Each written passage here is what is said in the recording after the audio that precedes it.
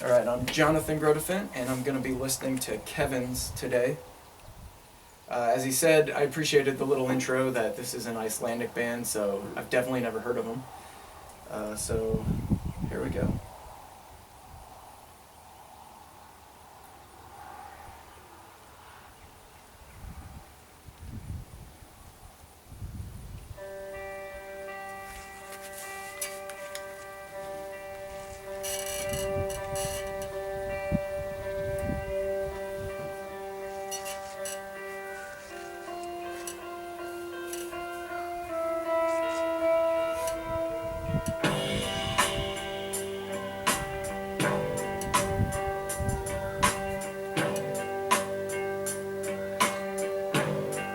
Sounds like a timpani.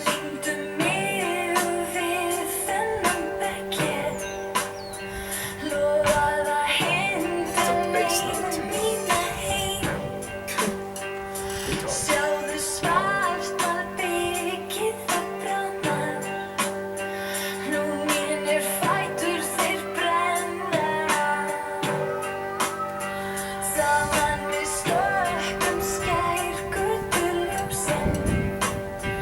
Nú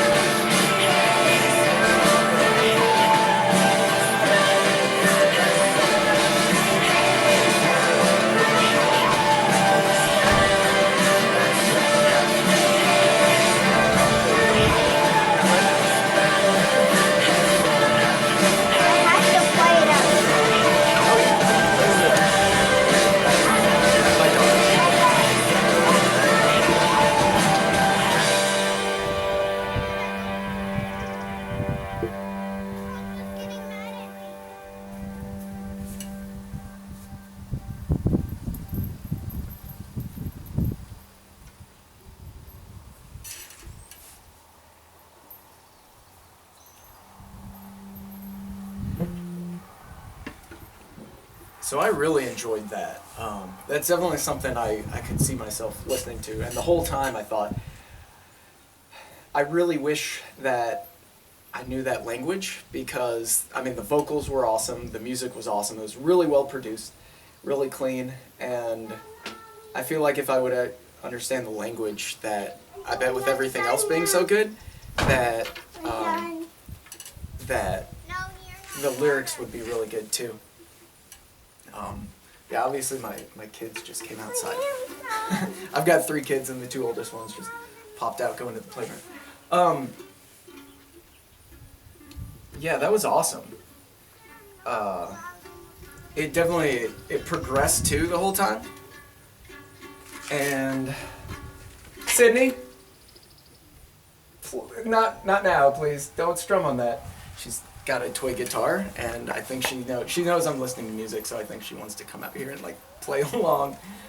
Yeah, that was awesome. So we'll listen to the second one too, and then I'll talk more about the band.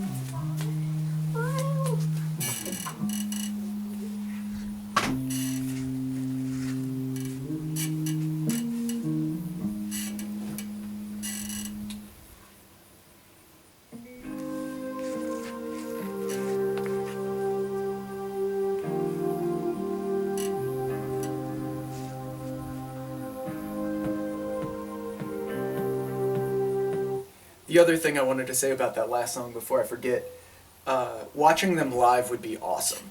And not even, I mean, yeah, concerts are cool and all, but it's a band I wouldn't even want to see at like a normal concert venue, but like at a, I don't know if lounge is the right word, but I could see, you know, a place where you could actually like sit and hang out and, you know, get some drinks and stuff like that too. Them at, you know, like I said, some sort of lounge would just be incredible. Anyway.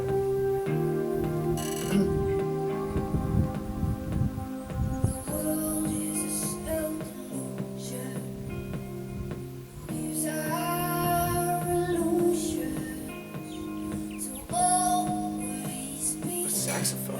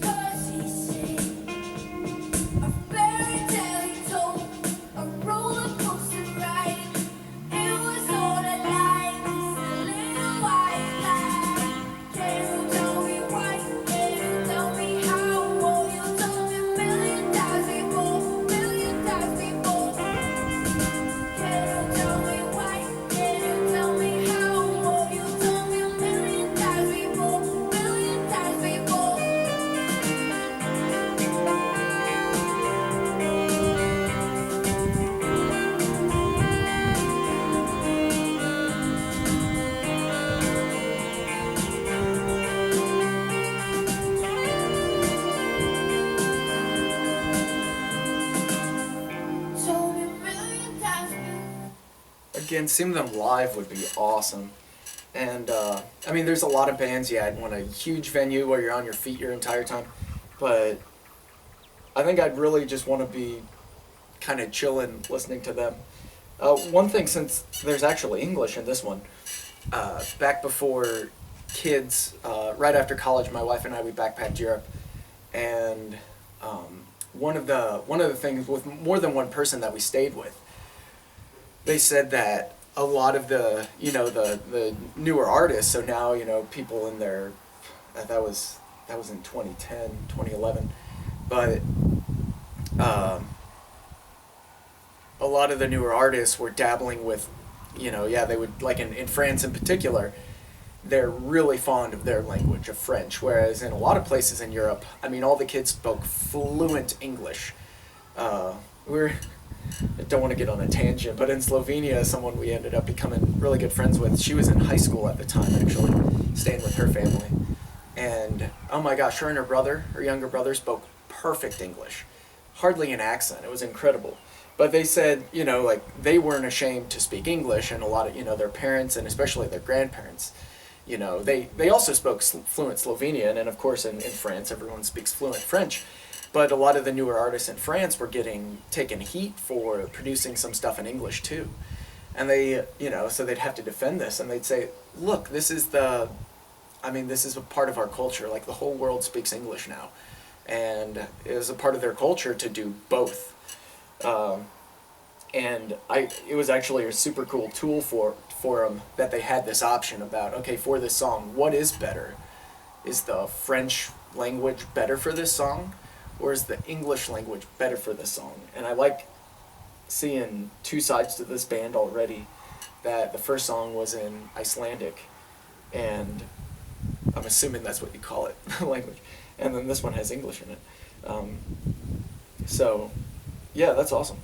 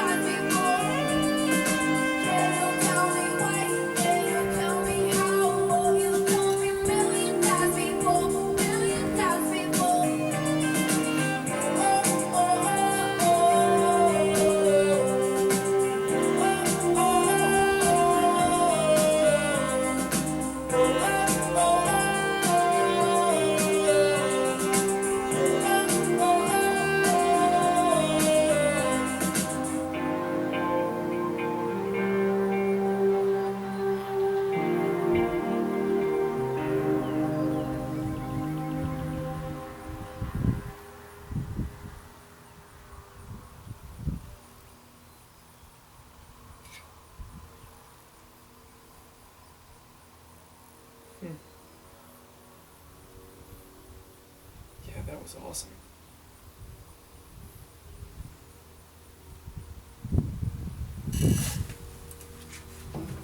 Yeah, I really enjoyed that, and that's absolutely a band I kind of want to look up now. I think Kevin's note said that it was tough to find them online, actually. Um, let's see. Shazam couldn't find them, but the locals knew the band really well. He was able to give me their names. Huh. So, yeah, and the way they were mixed too was really good. The vocals had a slight echo effect, but yeah, definitely clean. Like I said, I mean, that's not something you really jam to, but that's definitely something I would listen to. And I listen to a wide range of music. I know lots of people say that, like, I listen to everything if it's good, but that's definitely how I am. Yeah, I really enjoyed that. And I want to see if maybe like in some other songs they have some harmonies in there too. But I like I feel like either of those two songs could be on some sort of movie soundtrack, especially towards the end, it's like the serious kind of scene and there's some sort of montage about like the characters, like there's sort of everything resolves and then you have this in the background. For some reason, especially the first one, Donnie Darko came to mind. I don't know why. If you haven't seen that movie, that's a classic movie. You've got to watch it. And you've got to watch the director's cut too. But anyway, I feel like that would have been good in the background because there's a lot of scenes there where the montage actually does tell part of the story and you have to pay attention. You have to watch the movie like 6 times to figure it out. But they've got kind of that lighter but a mysterious sound to them, and I feel like it fit really well on that. So I really appreciated that. I'll check them out again. So thanks, Kevin.